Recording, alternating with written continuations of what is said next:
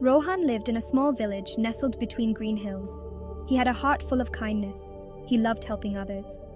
Rohan always smiled and offered a helping hand. Everyone in the village loved Rohan. He brought joy to everyone he met. Rohan believed that even small acts of kindness could make a big difference.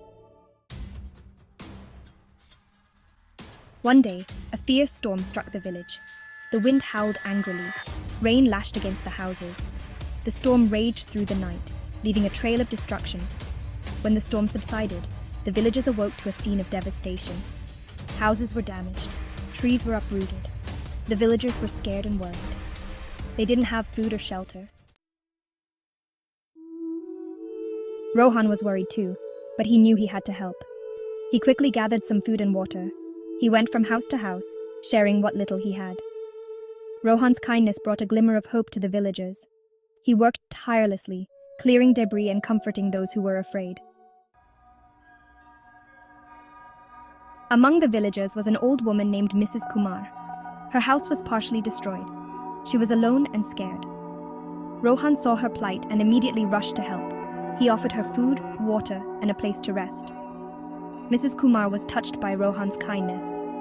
She realized that even in the face of adversity, there was still goodness in the world. Inspired by Rohan, Mrs. Kumar decided to help too.